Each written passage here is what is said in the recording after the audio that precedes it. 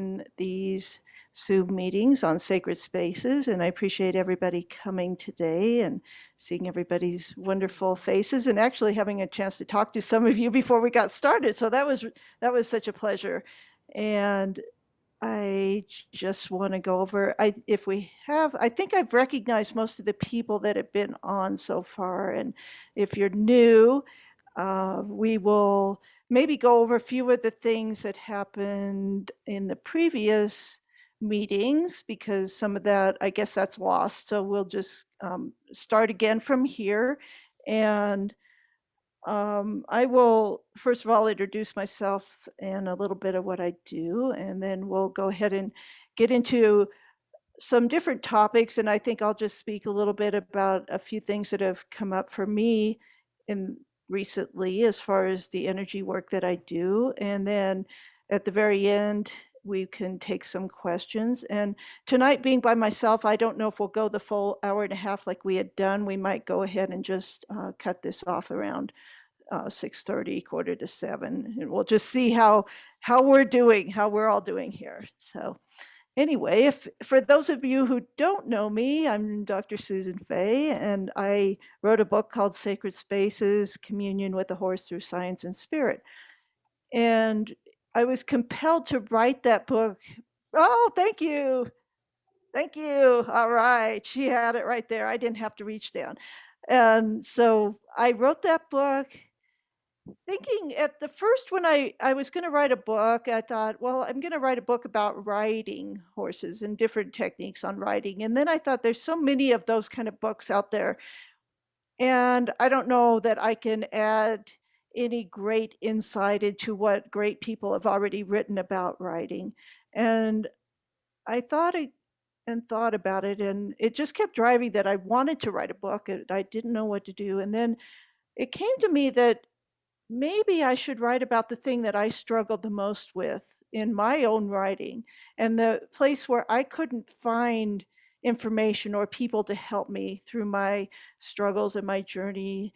And that was that mental part of writing, that emotional part of writing that really there wasn't a whole lot of information on. And so I began to delve into that. And after I got divorced, I went to get a degree in psychology because I thought that that was what was going to lead me to a whole lot of answers that I didn't have, and maybe a better understanding of how our brain works, how our emotional system, our nervous system, all of those things, how they work might actually help us with our relationships with our horses. And I had no idea at that time where that journey was going to take me. And even though I wanted it to be very scientific, everything that I did with the horse, I wanted to be able to replicate. I wanted to be able to teach people how to do it. I wanted them to be able to do it themselves and not put myself up there as some kind of guru. I wanted to demystify so many things about what happens with horses. And in that process, I found that there were things that I could not explain scientifically. And it's that place that not a lot of horse people have talked about, or they're kind of a faction that lives on its own and they do their own thing on the side, and they don't really interact with mainstream horse trainers and all that. And so they keep the spiritual separate from the more scientific technical end of riding. And I thought, why are we doing that? Why are we separating these two things that really need to work together? And as human beings, we don't live just in a scientific world. We live in a spiritual world. And the way our brain works is also that duality where we have a right brain that does a lot of the intuitive parts and the feeling and the emotion part, and then we have the technical side of our brain. And we've seen it in the psychology world and in all sorts of places where we again separate ourselves by these people are left brain thinkers, they're logical thinkers, and these people over here are right brain thinkers, and we keep them all separate, and we separated it within ourselves. We go, we're either right brain or we're left brain. And what if that doesn't have to be the case? And what if we can access all these different parts of our brain and use them when we need them? Because there's times we need to be very technical when we're riding or thinking about riding. But then when we're actually out there with the horse, we want to be so much in our right brain and feeling and intuiting. And so that's where I want to go. It's and tell people it's okay. We can be in both places. And whenever I'm with horses, I'm in both places. And one side is informing the other side, and I'm working together in my own mind. And I think this is going to go beyond into the horse world where we don't have to separate those people that go, I want to ride in a softer way, and that from those people that go, I want to know all about how to ride and all the technical parts. But here's where I make the separation on, when to do those two different activities is when you're here, like what we're doing tonight, or you're reading or you're watching videos, it's great to be in that part of your mind where you're integrating information and learning new things and using a lot of your frontal lobe processing information. And that's great because that gets put into your brain and integrates into your uh, whole system here, in from your brain to your body and all that. But then when you go out to interact with your horse, it's important to go, you know what?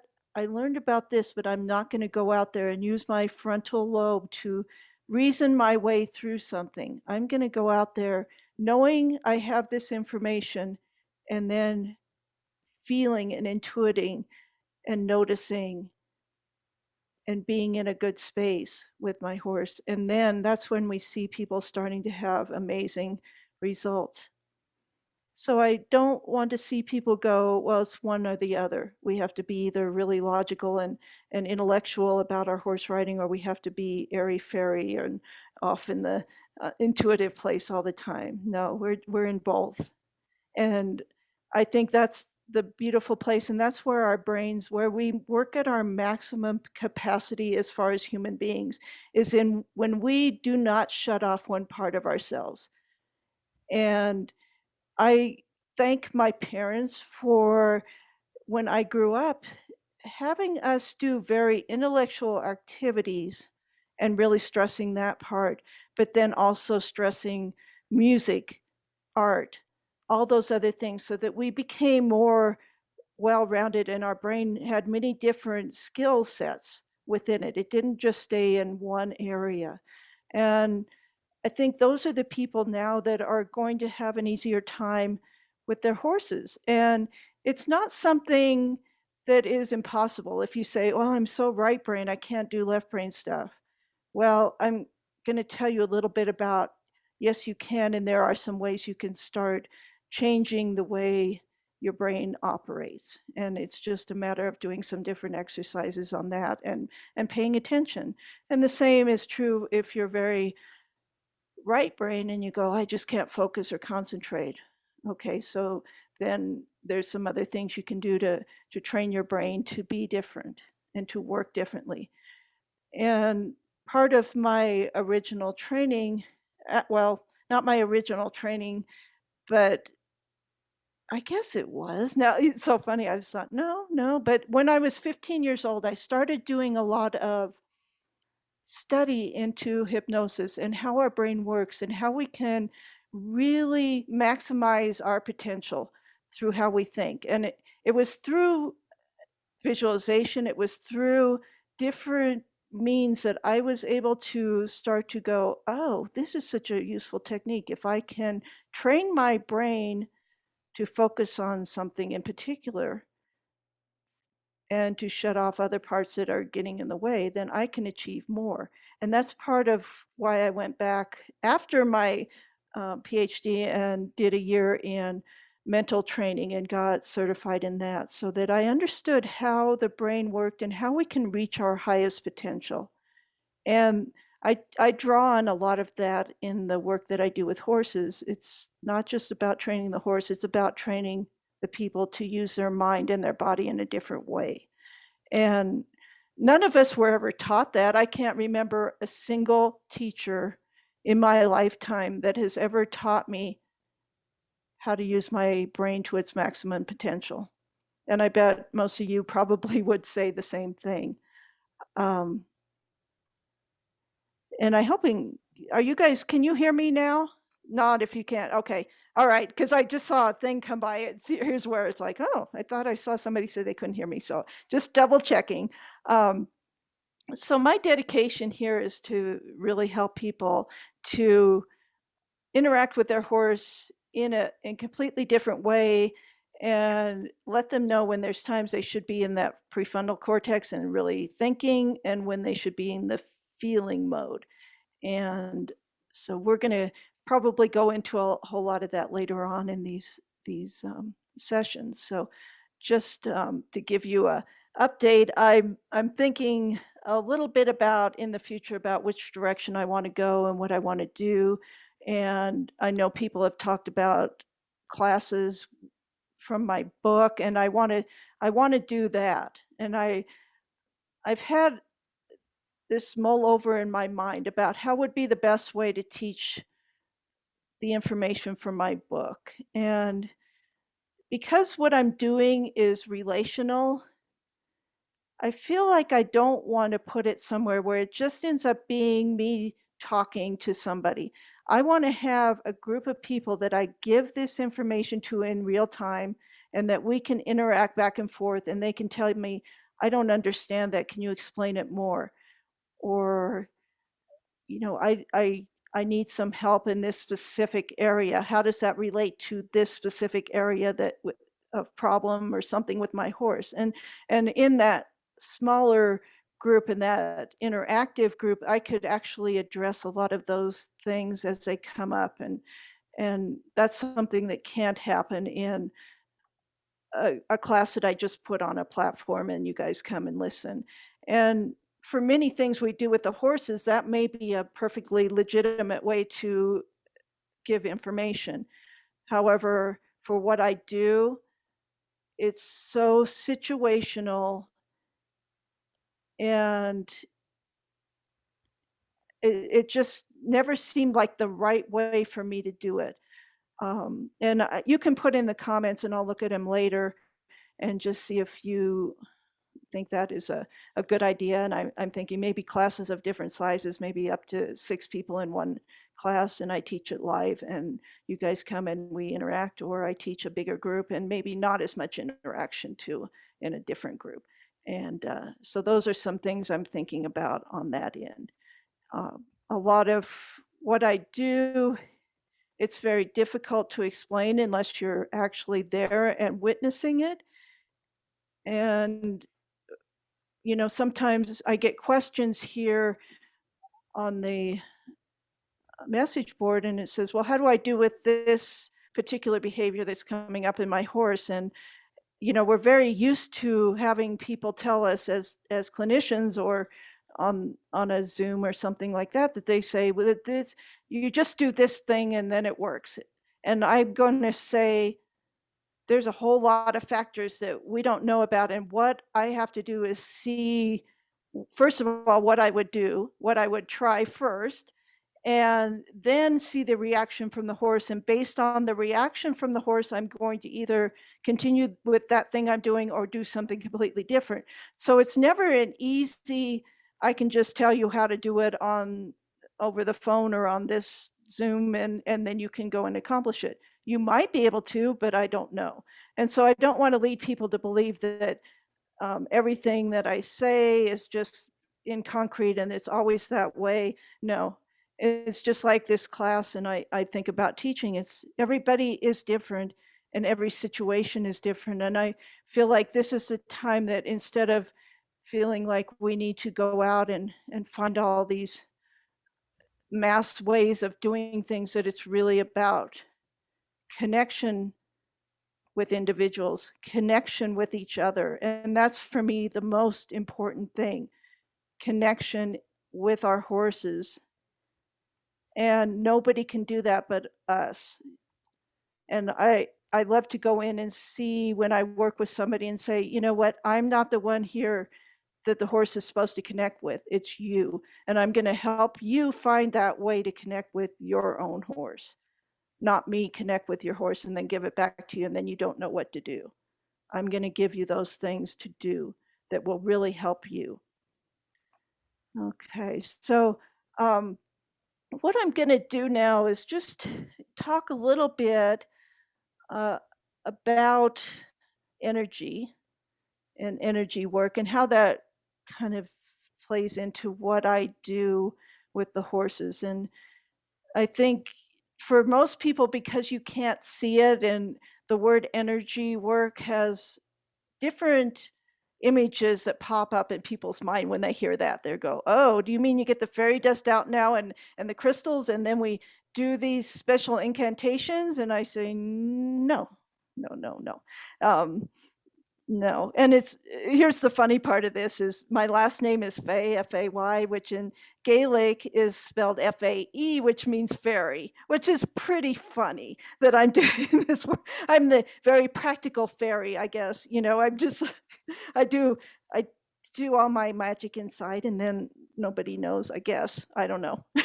So, but I want you all to know you can do the magic and it's not magic. And what would bring me the greatest joy is when I can explain something to somebody and watch them blossom and they can do it and they actually do it better than I can. And that's like, all right, because that's my goal, I guess, in the last part of my life, whatever that is that I'm done doing things for myself. And I've reached a point where what is important in my life is that I pass on information so that it's not lost or it's not questioned or people have to guess about how that happened.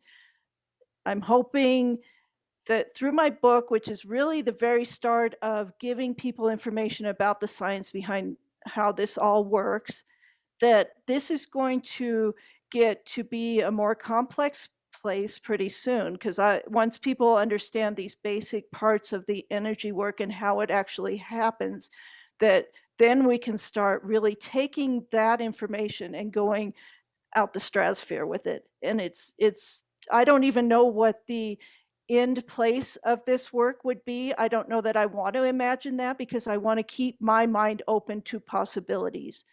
And keeping our minds open to just experimenting with these things, experimenting with the energy, and not expecting any particular result or being discouraged when a result that you thought might happen doesn't.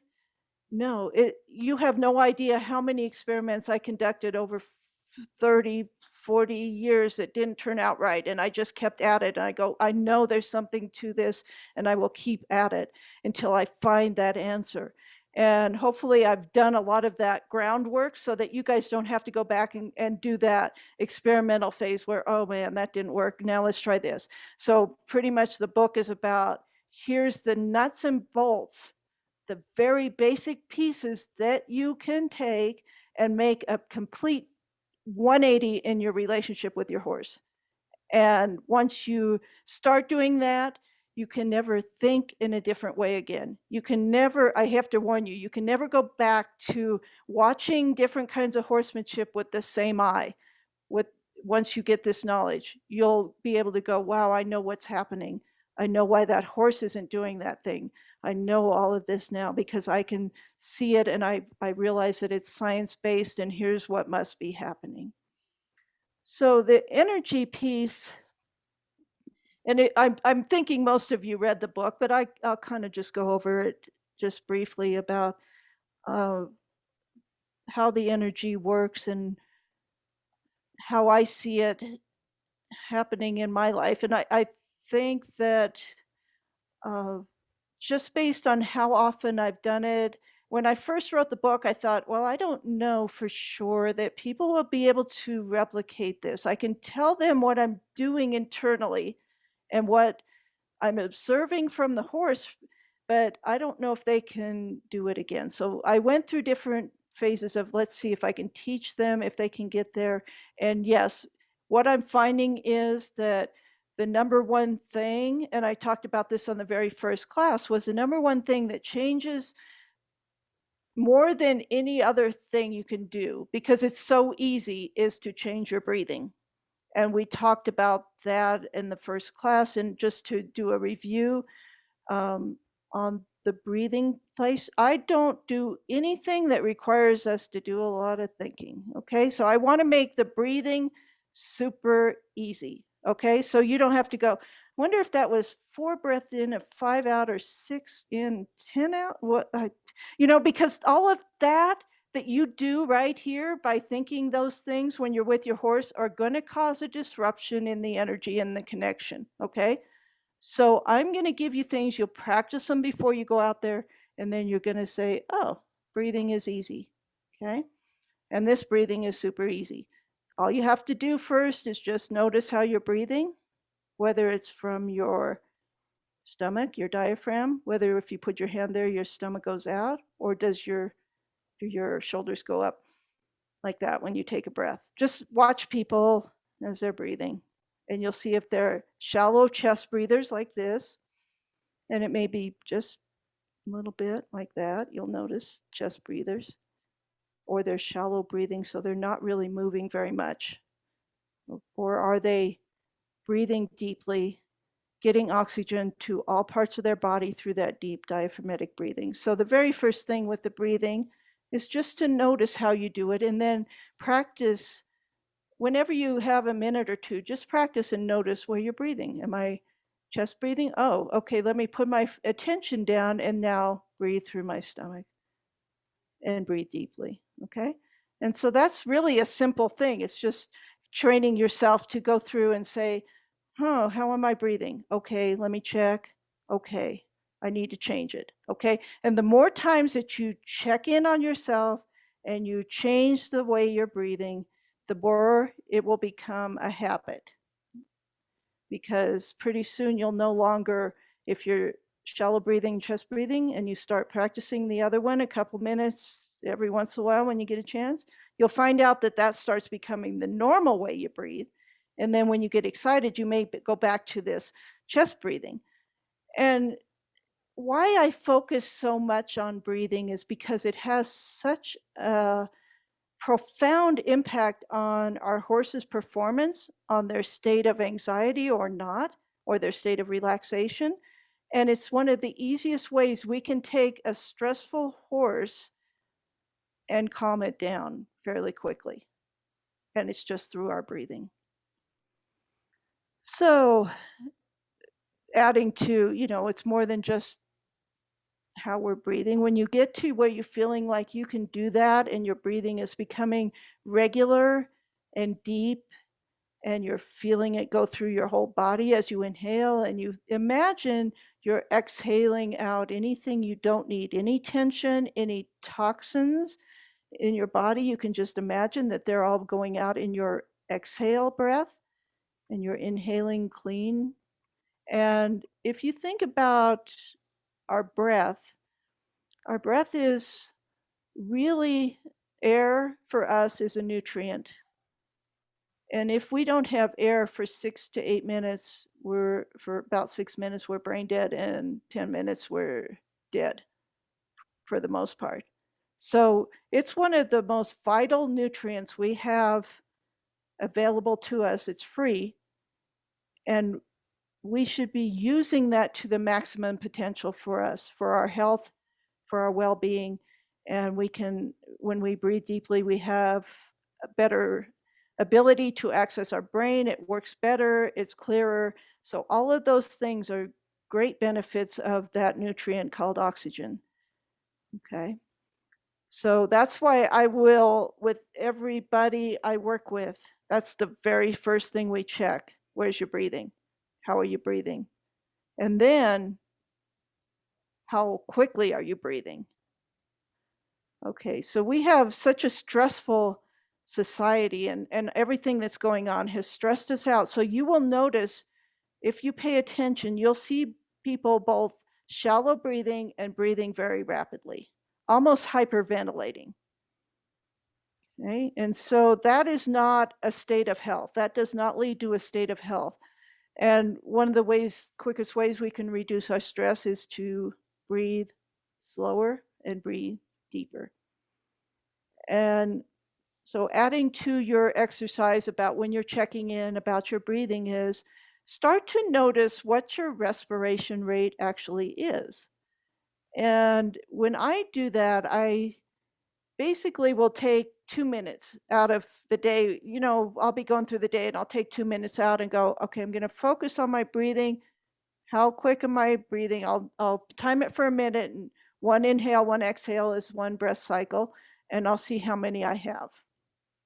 And then I'll just take a moment and I'll think about, let me just slow it down.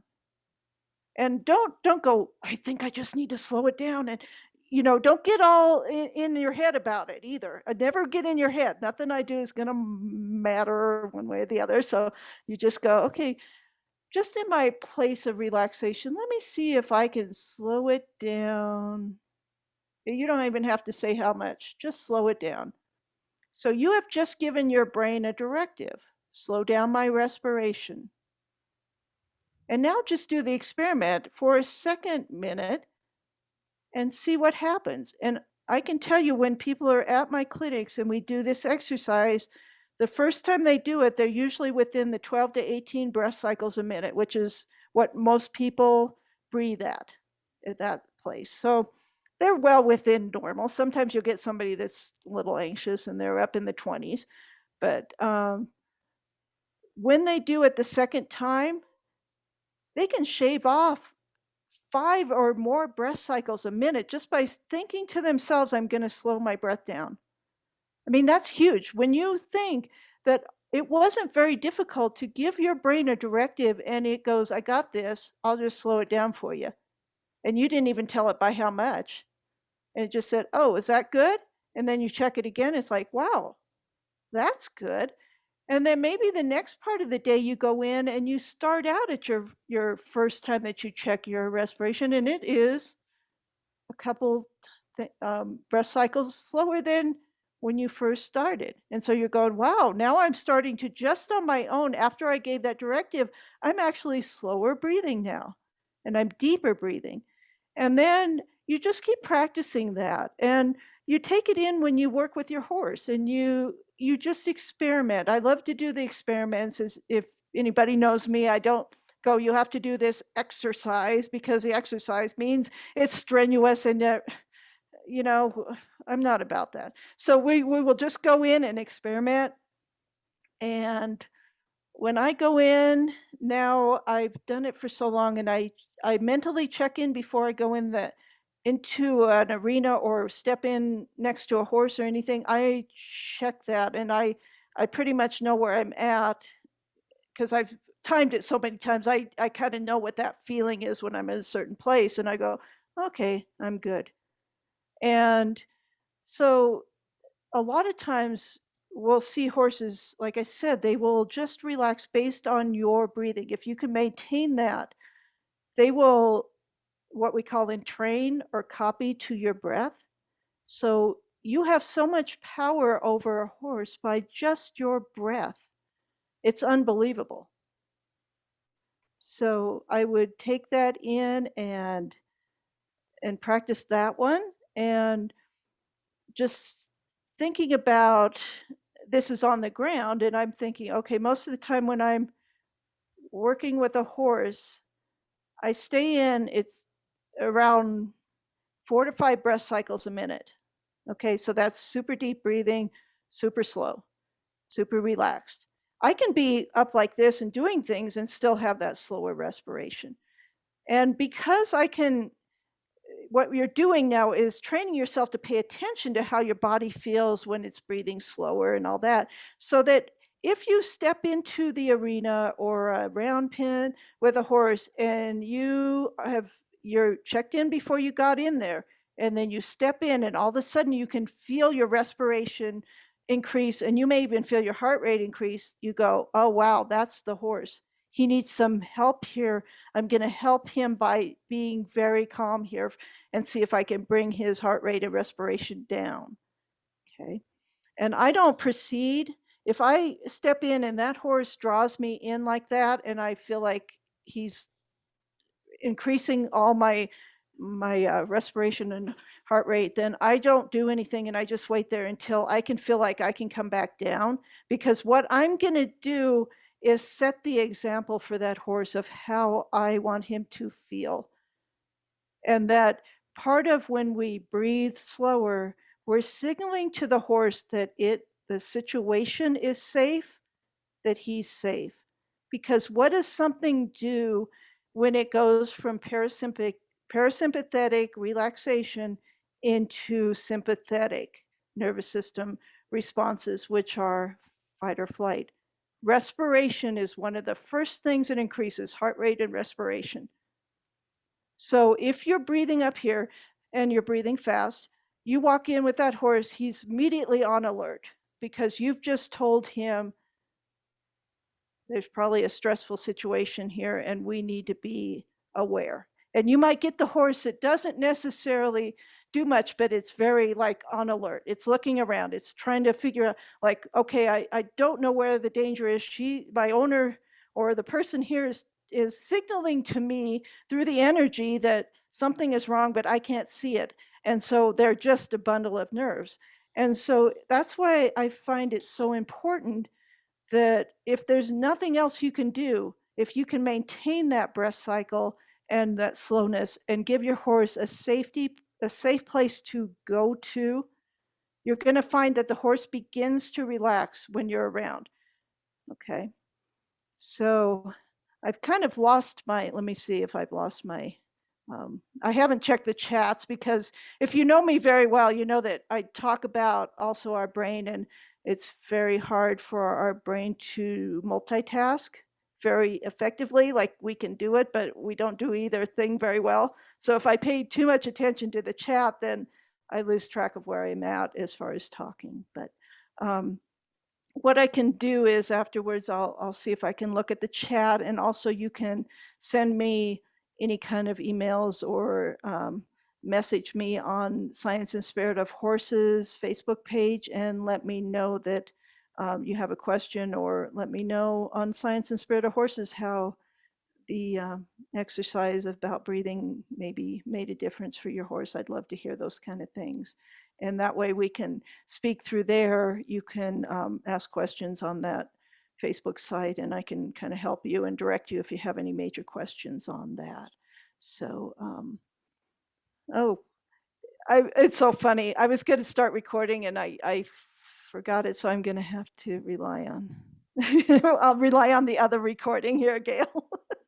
So when we get that done, No problem. I'll get this. See how it's like you start a new activity and you go, oh, this time I forgot that thing because I was focused on just trying to get these things in place. And it's the same way with our horses. And we go, well, it's so hard to learn that because until you get down and you've practiced something long enough to achieve the neural connections that make that a really just automatic response for you, you're going, oh God, I really have to think hard to make sure that happens. And the same thing, I got distracted at the beginning here about the recording. So anyway, that's why I have the backup. It's always good for backups. So this is wonderful. So I think I covered breathing a lot in maybe that first Zoom meeting that we had. And like I said, I don't know if you have it. What I'm trying to make it is so simple you don't even have a question. Like, well, that's a no-brainer, and I think what happens, and I'm seeing this so much with a lot of people who are doing horses and trying to learn things, is they're making it so complicated that they get so rattled in their own mind that they can't just focus on the horse. And so when I'm working with somebody, I don't go full on and start doing a whole lot of things right away. I go, okay, let's get this down till it feels comfortable and you don't have to think about it. And now we'll add another thing until that becomes so easy you don't have to think about it. And then pretty soon you have a foundation. And with that strong foundation of the main pieces, which are, breathing, and we'll talk a little bit, I don't know about tonight or in the next times, about our mental and our emotional states, that pretty soon that just becomes so automatic that you don't step into an area with a horse without having first checked all those things, and make sure you know where you're at first before anything else happens. So I'm trying to see here. My message thing just froze up essentially, unless nobody has been saying anything. So you're welcome to put anything in there if you want to. I wonder if, let's see, 40. Oh, I have 40 new messages. Okay, let me go on here. Okay, it says it's recording. Good thing. Okay, yes, it is good thing, Julia. We talked about recording. Okay, so I will talk a little bit, and I was saying I was going to talk about the energy and how that affects our horses. And I got into the breathing first because really that's a foundational thing for everything I do. And don't make breathing more complicated than it is. Like I said, I see people who will come on and go, well, I've heard about this breathing technique and I've learned about this one and I've done this one. It doesn't really matter. I mean, you can do any one you want. I'm just into a place where I don't want people thinking about it. I want it to be easy enough you don't have to think. And I've tried a bunch of different breathing techniques until I found the one that's like, well, dang, that's the easiest one and it works the fastest. So why not use that one? And then if somebody doesn't feel that that's effective for them, they can go and search for some other ones that maybe they feel more comfortable with. So I have no hard and fast rules in any of the stuff that I do. I just present you with a principle and then you go and say, I'm going to try it, or I think she's full of it and I don't want to do it. Okay, I don't care. It doesn't, I'm just here to give you suggestions, and what I've found in my lifetime has worked for me and some of my students, or most of my students. So that's all I'm going to do, is present to you what I've found helpful. So let's talk, because let's see, it's about 10 after 6, and I think I'll go to about 6:30 tonight as far as talking, and then I'll make a plan, and hopefully at some point I'll have somebody here that can monitor a lot of the chat thing as we go, so that I don't have to look over, and then we can kind of figure out a different way to do this. But one of the next things that I feel is a foundational piece of this work is, and you notice that I'm talking about us and not the horses, right? And it's like, it's really funny, because if you do these foundational pieces and you get them very good, you will find that there's very little going on with your horse after that. That a lot of the things that you thought were problems are not there anymore once you clear up your own self and you come in a different way. And that's why I find that that's the foundational piece, that I need to know where the person is at first before they step in and start working with a horse. And then I can go and look at the horse and see, okay, how does that horse react to changes in our energy? And how energy works is that as we have a thought, it produces electrical activity in our brain. All the neurons are firing. So the more you're thinking in your prefrontal and you're doing all this, there's more brain activity. And we know that we can measure brain activity. You've seen the people with the caps on with the readout. See, I mean, I'm too much in my right brain, so now I'm trying to explain something scientific. So you'll see this with me a lot of times where, whoops, I didn't switch fast enough back to the other left brain to to remember the name of the machine you use for the brain. So anyway, you can actually monitor somebody's brainwave activity and see it come out in a graph, and what kind of like the breath rate and we'll get to the heart rate in a minute, that the more that you can slow down your thinking, the smoother the brain waves that come off of your brain are. And these get emitted, clearly they get emitted out into our environment around us, because otherwise a machine put on the outside of our skull would not be able to measure the electrical activity. It's happening, it's real, even if we cannot see it coming off of us. Guess what? I mean, I think you can feel it a few inches away from your head. I believe horses can feel our electrical activity a very long way away. I think they can notice the changes in our electrical activity in our head from quite a distance away. Because if you watch and you see people that come in and they're very scattered, or they're those people that get a little manic and they're thinking really fast and they're talking really fast, and you can see the horses, like, they'll start immediately get on edge, and they're reading that electrical activity. And again, this is how you signal to the horse whether it's a safe situation or it's not safe for them, is that when we're stressed and when an animal has to um, flee or do something like that, they will produce a faster, more erratic brainwave. If the animal or human is relaxed, the brainwave will slow down and it'll be a very smooth wave.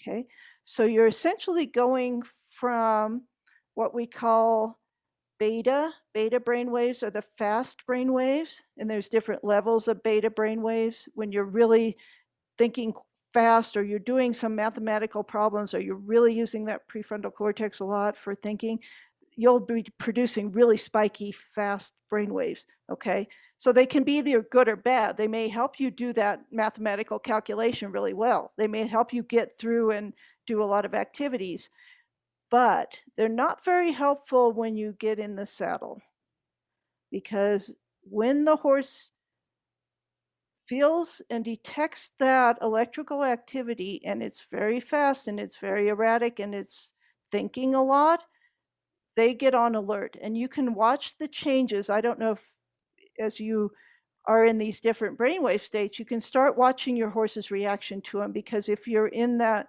faster, higher beta brainwave and you're producing those, your horse is probably going to be more anxious. Because just like our respiration, your horse will entrain to your brain waves, or you to theirs.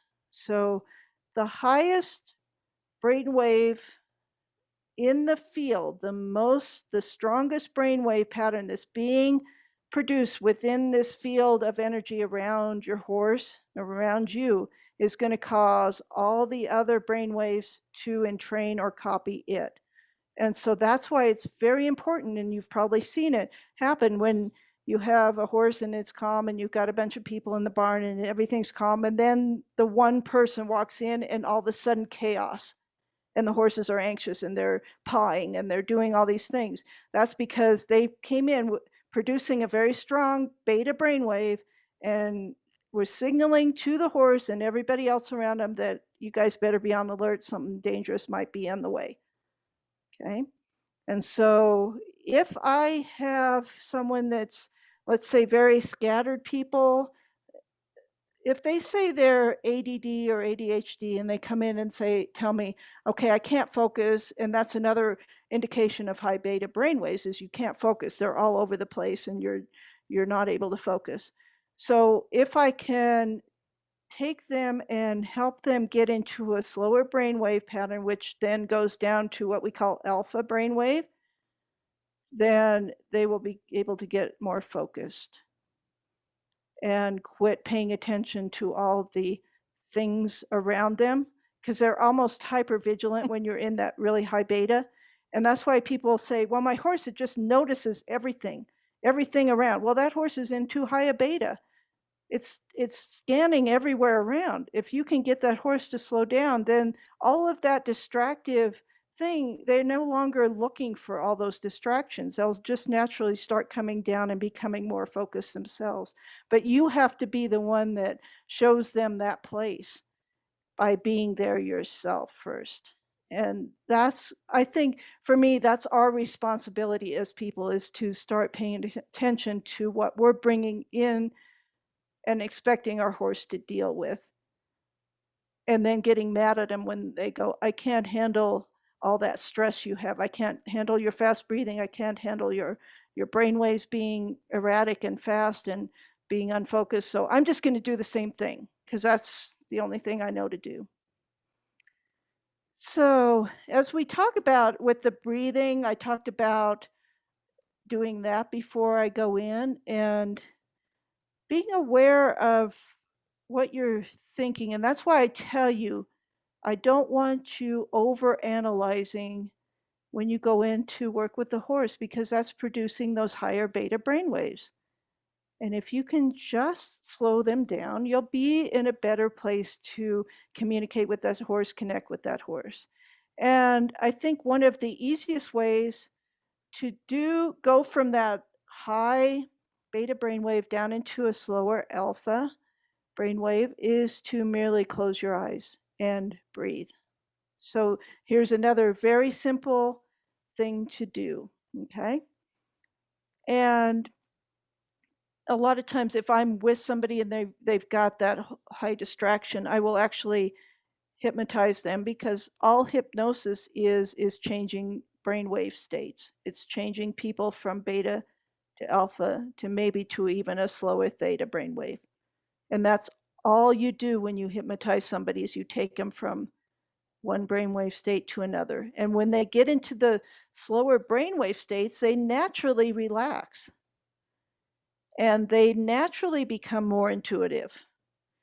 They shut down that analytical part of their brain and get into the intuitive part of their brain and their feeling part of their brain. And that's where horses live, in that feeling, bodily sensation place, intuitive place, reading pictures. And that's where we want to be to effectively communicate with them in the energy that we give off. So that is vitally important that we figure out how to go from high beta brainwaves to at least alpha. And you'll know your breathing exercise you did first, that's going to help you immensely to go from, if you're in a, you had a hard day at work and you're thinking a lot and all that, just taking a moment to do that breathing will naturally take your brainwaves with it because everything is connected. So when you breathe slower, you have to think slower. And it's so funny because when I start teaching this, I actually go, oh, and now I'm thinking slower. And so it's funny once you notice that it's like, wow, I go with that breathing, or vice versa. If I slow it down, then my breathing slows down. Okay, so just know that all of these are feedback loops. So you change one and it changes the other. Okay, and so there's some other things that I can do and I do in clinics and private consultations as far as helping you if you're really struggling to slow your mind down and keep yourself in a more calm situation there in your brain. But today is kind of the overview again of all the things that maybe we covered the first couple times, and they're gone. So we are starting over. And anybody new that's on these calls will have the benefit of this too. So we've covered breathing and we've covered our brain waves. Okay. And so the next thing that really has a huge impact on our horses is the electromagnetic energy that comes off of our heart.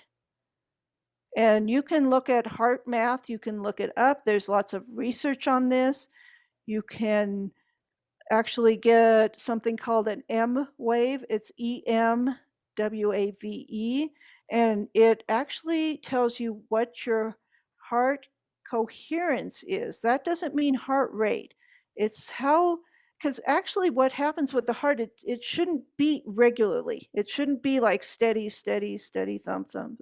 It should go thump, thump, thump, thump, thump, thump, and so there's some variation in it, which is normal and actually healthy. And what we do as far as our heart rate, we don't really have that much control over how fast our heart beats, just like we have control over our breathing. And that's what's so beautiful. It's the one thing we have complete and utter control over. Our heart rate, again, and our heart coherence will go with our mental state and our breathing. So what happens with the heart is not just electrical activity. Like our brain is just producing electrical activity and sending it out. Okay, it's all this neurons firing in there and they're creating electrical activity and it's coming out here in our head and going out into the environment, affecting our horse. And as our heart does the same thing, but it also has a magnetic component to it. So electrical plus magnetic, electromagnetic. So that means that we not only produce it, it not only comes out when we have a certain emotion, it creates a certain electrical current that comes out, an electrical wave that comes out, and it travels quite a distance from us. But also has a magnetic, and so we feel it come back. So we have, it's a two-way thing. And that's why when people talk about having a heart-to-heart, it's like when you get to that place where you are sending emotional information to someone and they're sending it back to you. Okay, that's how the heart rate works, okay? And so that's why it's really important. And I find that this is one of the biggest tools you can use in the connection to your horse and establishing connection is to pay attention to the electromagnetic energy coming off your heart. And what you do with that is that you think, okay, well, I can't control my heart rate, but you can control the energy that your heart emits, and that's through your emotional state. So when they've done the research with heart math, they can see that when you produce a positive emotion like joy, love, serenity, peace, and you start to feel that in your heart starts to produce a wave of energy that goes off that just like the the alpha waves from your brain, it goes off like this smooth, they call it a sine wave. It just goes off like that. If you're angry, frustrated, number of other kind of negative emotions you might have, your heart rhythm or the wave that comes off your heart goes like this. It's very spiky and it's very fast. And they can measure those things. They've seen it happen. And think about that. If we are creating a certain emotion, then we have complete control over the energy that's coming off of our body. And do we want it to be positive or do we want it to be affecting things negatively? Because just like our brain waves and our breathing, everything around us will entrain to us, to entrain to what it is. So let me give you an example. Like you've probably all been in a meeting or around somewhere where you're in a group of people and then somebody else comes in and they're really mad and then all of a sudden everybody's mad and they're all arguing. Okay, so they came in with this and everybody in there was like this and then all of a sudden everybody's like this. And think about that with your horse too, because if you go in and you have not breathed down and you're still producing all those spiky brain waves and you're producing, now you're angry about something at work or something that's happened and now you're producing the spiky brain wave or spiking heart wave patterns that are coming off your heart, you're transmitting all of that garbage onto your horse. And the horse is feeling it probably thousands of times stronger than we can feel it.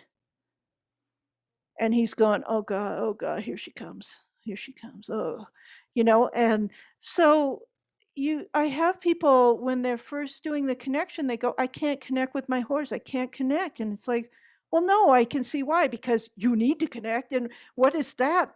When you go, I need to connect, your whole body becomes tense. Your brain becomes in that, I need to, and you're thinking of all the ways you need to do that. And then your heart rate has gone up and your respiration's gone up. And then you're producing this emotion of frustration or something like that. And the horse is going, I'm not coming near you, right? I am not going to go anywhere near you. And again, the simplest way for people to get connection with their horse is to pay attention to those things. Because when I have people start to practice going in and saying, before you step into that round pen or that arena or that stall or that area with the horse, check in. Check in with yourself and see where you're at.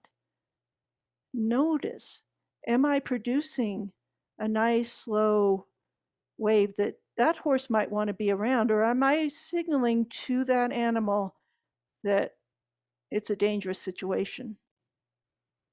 And a lot of this is just our awareness. It's just us becoming aware of what we're doing.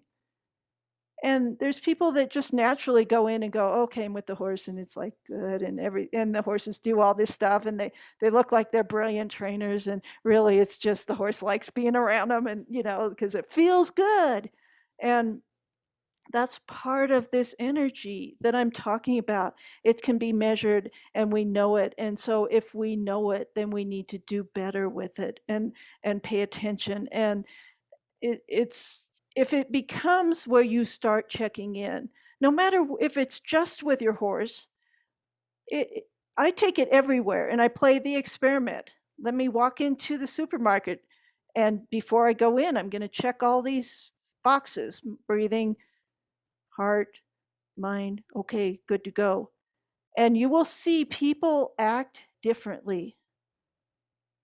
They can feel it even if they do not know where it's coming from. They can feel the change in brainwave and heart wave patterns, and they react to them in a positive way or a negative way if you're bad. So that's the first part of experimenting with this, because you don't just use it in your horse world, and you use it in the business, you use it with your family. And it's become, I always use the analogy, like I'm always checking in the rearview mirror. Where am I at? Where am I at? Okay, I'm good. Before I step into the next situation and do something. So I'm becoming an aware human, and saying, you know what? I don't want to spread negative around. And if I'm feeling like really crappy or whatever, I probably don't go and hang out with a lot of people, or try to spread that, because now that I'm so aware of it, it's like that's not what I want to do in my life. I don't want to pollute. I call them energy, what did I HEPs, human energy polluters. I talked about them in my book, human energy polluters. So it's that silent um, toxic thing that's out in the environment, and we all see a lot of it right now, and it's so easy to get drawn into that same thing, because what happens, whether it's negative or positive, remember about the magnetic, it draws you back and it makes you that way. Okay, so we have to go, wow, this situation's really creating this negative thing. Okay, I'm aware of it now. Okay, and so this is coming from these situations. It doesn't mean I have to go there with it. It means I can take a stand and say, I'm going to do something different, and I'm going to put myself in a different place.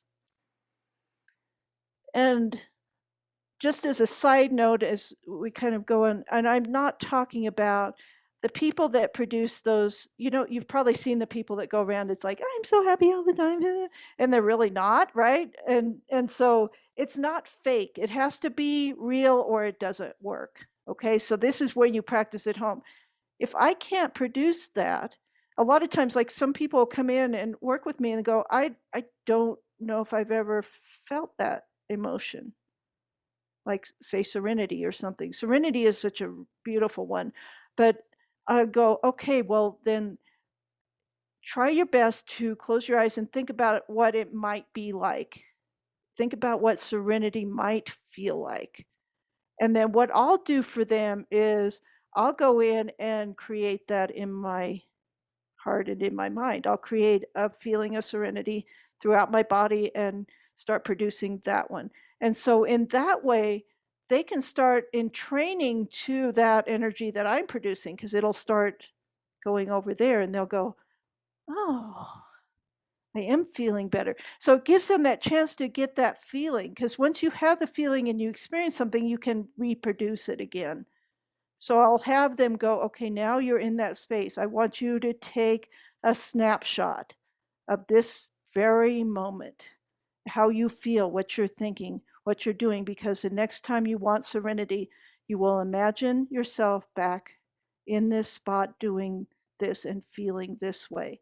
Okay, so there's ways we can train our mind to recreate a bodily sensation, a bodily idea. So that's kind of one of those things that, again, I'm not going to want people to go out and make fake emotions, because a horse is going to know immediately whether you're genuine or not. And I'm sure you've seen that too. You see the person, they go, now just don't be afraid when you're riding. And so they put on the brave face, and you can just go, okay, they're not fooling that horse. They're not fooling me. And so they're not fooling him. He can feel the tense muscles. He can feel that energy of the emotion they're really having. And in those cases like that, you're better off to tell the horse, hey, I'm really scared, and just sit there and breathe and see if they can help you. And go, sometimes I've gone, can you help me? I'm really scared. I don't do anything that I don't proceed on riding. I don't go do anything else. I just wait until I feel like I can be in a good space and be the leader. This is when I talk about leadership for horses. Everything I talked about tonight is about establishing yourself as the leader for your horse. It's not an outward expression or an outward way that you walk or your body language. It's the internal language that you're creating through your energy. That's leadership. It's the strength that comes from within. It's the stability that you can achieve when you start paying attention and having control over emotions and thoughts. So I think, let's see, we're about 6:32. Let's see, I think, okay. And then let's see, I don't have who it is on here. She said, I used to, and next week we'll go more into the trauma piece, Courtney, and let's see, and then this other person's talking about doing the sliding stop and see if I can get back up to that start of that one.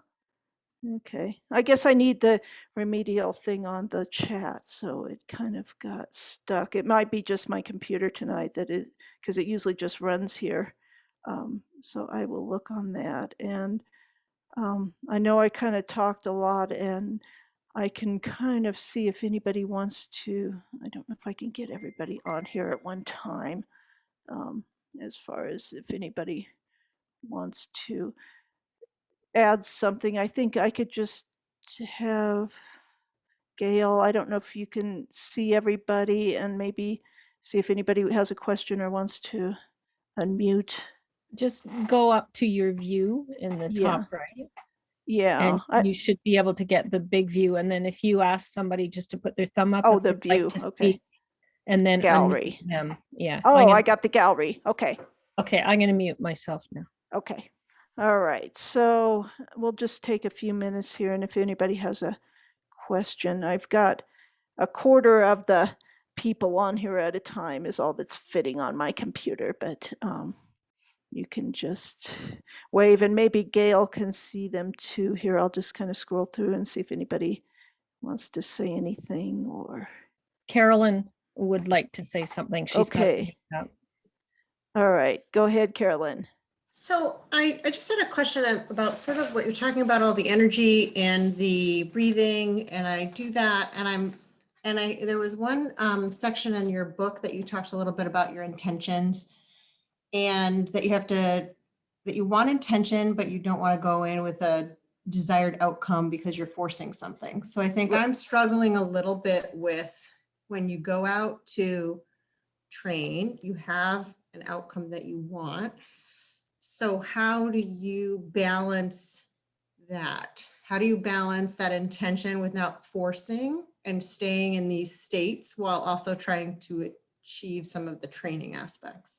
And that's probably one of the greatest questions ever. And it takes a lot of practice, because it takes time to go, okay, I will have, let me see if I can explain this right. So I'll have an overall intention, and my intention is not on the outcome. My intention that I put in my body is for, I'm going to feel this or experience this. So my intention might be something like, everything that I do with my horse is going to feel fluid. He's going to do the transitions fluidly. So I don't make it about the final outcome. So I'm thinking, okay, first of all, I just want everything to feel like it's easy and soft, and then I'll go back and fix something if there's a block or something like that. I'll look for that. This is a very complex question, but and kind of when I can work with people on the ground a lot easier. But the next thing after my intention, which is not a mental, like a goal is different. My intention is just to feel a certain way, okay, and to see if I can maintain that feeling. So that's the first part. So there's two parts to this. So the intention is one thing, and then I have a goals on top of that, but the goals are fluid rather than a set in stone goal. Okay, so I'll go, okay, I want to, let's say, do a sliding stop and have it, and this is what it looks like. So the first thing I'm like, I think I want this sliding stop to feel like this. Okay, that's my intention. Then I get out there and my goal is that he does it, whatever your pieces and components of that. Okay, I'm going to have that as the goal. Okay, and you go through and you go, but what you need to do is you can have that goal there, but just remember that anytime that your body becomes tense and you change that feeling, that overall intention of feeling it be soft, the goal's not going to be achieved. It's going to put a little crink in the goal. So if your goal requires, like, think about when you're writing, and if when you think about the goal, it causes your body to create tension, or your breathing to become faster, or your mind to think more intensely, and you probably will feel this, then go, wow, okay, I need to lighten up that goal. What if it's okay if I don't reach that goal? And what if in my mind, I just create the image first of what that goal would look like? Okay. And I run that first through until I feel like I can stay in a very relaxed state of mind and body throughout the visualization of that goal. Okay. And when I can do it in my mind and I can check in my body as I'm going through it and I can stay relaxed, then I'm going to try it on the horse. Okay. And anytime that I feel like I'm having to force the goal or anything else, I will stop and replay that goal and see, where did something go wrong? Where did a block happen? Where did a misunderstanding with the horse happen? And I'll go back and fix those little pieces of the goal. So there's it's a hard way to explain it. I'm not sure I have a very good way to explain the difference, but a lot of us get to a place where, well, I've got to have this happen and the horse has to do this. And then when it doesn't, then that's when the tension starts and the fighting starts and, the horse doesn't understanding all that. So I'm always thinking about my goals and are they realistic?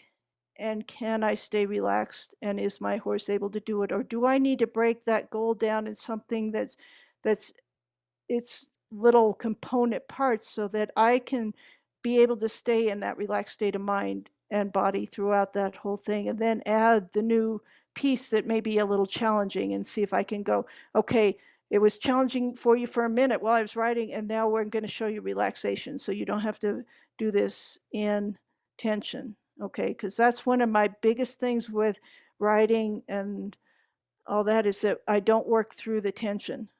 I figure out what's creating it and see if I can smooth that out, because if we continue in that, the horse just gets upset or doesn't want to, builds up resistance in the horse. So it's kind of a hard way, and that's a very advanced question, and it's a very advanced way of thinking about goals versus intentions when you ride. But when I started to get to a place where I visualized all my riding for the day, my goal for the day, off of the horse, away from the horse, in my bedroom, before I even stepped in with him. And I anticipated through that visualization process all the things that might come up. And I resolved them in my mind before I went out there. And then I was like, oh, now I've done it so many times that I can stay relaxed. I can help and support this horse through its maybe struggles doing that goal, on its way to the goal. So again, it's kind of one of those things I go, well, it depends when, if I'm there with you and I can watch and see where things are going wrong. But just think of it as being in that relaxed state of mind. Just don't get into like, it has to happen, it has to be done this way.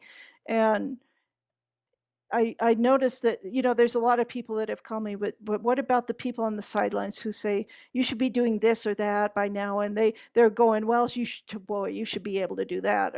And so that's coming in and going, wow, maybe I'm not doing it right or something. And I remember this with my one horse tank that I talked about in the book. And I remember during the year, as I was going to shows, I chose one goal for the show, only one goal. For example, the first goal I picked for him was, we will just stay relaxed during the whole entire ride, and I don't care what it looks like. Okay? Don't care what my scores are, don't care anything. All I'm interested in is that he has a good experience at the show and that we just get through the pattern, and that's fine. So do you see how that goal took all the pressure off of me? It made me so I could go and support him, and it's saying, hey, guy, all you have to do is like, we just go in there, we ride around, and then we come out and it's all good. And so then the next time I'm like, oh, we got that one down. Okay, check that goal off the list. And then the next show, it was like, okay, this one I think maybe I'll practice on, I don't know what it was, like maybe the pattern or maybe, so I only had one thing to think about so that I wasn't bringing in tension of trying to do the whole show thing at one time, the whole goal at once. So I added that next goal. Oh, cool. Got through the pattern, remembered it, all good. Okay, check that box. Okay, stayed relaxed during the whole time. The first goal we did, okay? Then the next one, and then the next one. And I remember people on the sideline, that I knew and had, they were watching me ride the young horses, and they're like, well, you should be working on this at the show. You should be doing this by now. And it's like, no.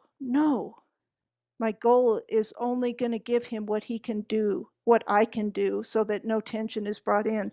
And what's really funny is that when you break your goal down into those little achievable things where you can stay so relaxed in that space, your horse is going to go, wow, it's not so bad.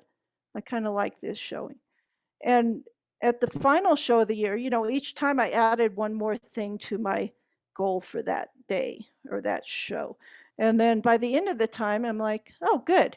Now I get to put them all together for the final show. And that's when it's like they were going, I don't even know who you are. Because they'd only seen these little pieces that didn't look pretty in and of themselves, but they were parts of the whole. And by the time I got there and put them together, and it was like beautiful because they all were worked on in a relaxed place and they were all achieved in that relaxed place. And then I had the whole big goal done without even having to think about it as the big goal. Okay.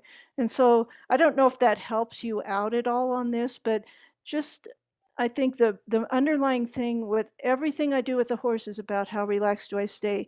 And that ends up being that other piece of, does the horse want to connect? Does the horse trust us?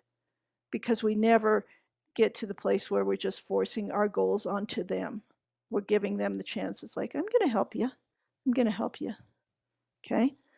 So thank you. I mean, I don't know if that helped at all, but that's how I did it. So No, thank you so that much. definitely helped. And I think it's almost like we are not only training the horses, right, but training ourselves to stay in that space. And it's like taking those small steps. So we're not going forward before we're ready, in addition to their ability to go forward when they're ready. Absolutely. And for all of you, it seems like it's such a hard task. And I've worked with people and when they're learning some of the mental stuff and they go, wow, I could only focus a couple seconds before I like lost it. And I go, yeah, it seems so hard at the beginning, but as you keep practicing and you go, same thing with your goals for like, let me say, one of the things showing that I did was like, can I stay focused for more than a minute? And then I'm like, where am I? It's like, I noticed without being hard, I could just, each time I go in, I'm like, let me see if I can make it to the other end of the ring before my mind wanders off. And then pretty soon it was like, oh, wow, I'm going again. Before I even knew it, I was doing the whole thing. And it's like, wow, I didn't lose focus once during that whole thing. And I didn't try that hard. And it was just because I didn't force myself to think I had to do the whole focus at once, that I could do it a little at a time. And what I've noticed with people that I've taken through performance training and different things like that is that they go, well, it took several months of doing a lot of visualization and all this other mental stuff. And then all of a sudden it was just so easy. And it was probably, I don't know, it took me probably 8 months, but I didn't know what I know now, as far as how to practice it all. But, if you think 8 months and I'm like solid mental rider, I'm solid in my body and my emotions and all that. 8 months is not a long time. And the beautiful thing is during that progression, your horse is getting better and better and better. And then pretty soon it's like butter. I always use the word butter. Butter. It's like butter at the end. And you go, wow, I can't even remember when I wasn't like this. And so that's where you give yourself permission. Just play with this. Don't put pressure on yourself. Stay in a relaxed place, and you're going to get further faster than if you're trying to force it. So thank you. That was awesome question. Okay. Well, look, I was saying I was only going to go for an hour, and I've already gone over that. Jeez, you guys. It lose track of time. I don't know about you guys, but I'm like, wow, I'm just babbling on today, and I think some people are still here. It's all great. Okay, so I think what I'll do now is just kind of wrap it up, and like I said, if you want to send me any questions on, join my Facebook site, Science and Spirit of Horses. That's the one associated with my Sacred Spaces books. I can't even talk now. And then on there, you can private message me, or you can make comments or put a post on there, whatever you want. I think you can. I got to check. I'm just learning this technical stuff as I go here. So hopefully you'll get in touch with me somehow, and you can put posts on there. And I appreciate if anybody sends me stuff, whether it's good or bad. I'm not getting what you're talking about, or I am getting what you're talking about, and here's what happened. I love to hear those things too. So please share. And I'm hoping that we're creating this group of people, and I look at it as this group of people that now we're looking to change the way we deal with horses, how we interact with them, and putting more focus on our responsibilities in this relationship, rather than putting all the onus of you have to connect and you have to do this and you have to do that on the horse. And it's going, I don't understand, and I'm dealing with all your stuff, And if we can clear out all of our stuff in the relationship, then the one with our horse is going to be so much better. And they get so calm and so happy, and they're so quick to change. It's just beautiful. And I think next time, because we have talked about it, if you are having trouble with that piece of it, there's horses that come in to our lives that have been through a lot of stuff. And sometimes it's not possible for them to actually connect the way we think they should be able to, just because of that experiences that they have, and the nervous system, the trauma, and the nervous system reactions to the trauma, and they just cannot do it. And so we'll talk about some of the ways we can help them. So thank you all very much, and appreciate it so much that you guys came and put up with me as I bungle through my Zoom meetings. I will get better. It's funny. The first time I did one, I was so disoriented. I'm like, wait, there's people and then my face is over there, and it was like, oh my gosh, I can't do this. Thank you. Thank you so much. We'll see you guys hopefully next week, and I'll post everything on Facebook. Thank you. Thank Thank you. That was you. really great. Bye. Thank Good to you. see you. Susan, don't Bye. go Good away. night. Thanks. Thank you. Thanks, Susan. Bye. And Gail, are you still here? Yeah, don't go away. Let's wait I till won't everybody go away. says goodbye. So I've called my husband back in here too, because this is supposed to be saved to the cloud, and you have been recording as well. I didn't get my recorder on, or Okay. have I? Did Oh, you have record a- me? It's going bleep. I think, Oh, hang on. If you look up at it shows the little cloud recording Oh, I next to see it on the Susan's top. name. Yes, it is. Okay, so Yeah. I can stop that now. Okay. Wow, this is You're exciting. your co, Yeah, I'm a co-host. Yeah. yeah. So So Susan, it didn't Bye, sound like, Jean. it sounds like you didn't start your recording. So we'll stop here, and if it stops both, then Oh, we I will- just stopped it just now. Okay.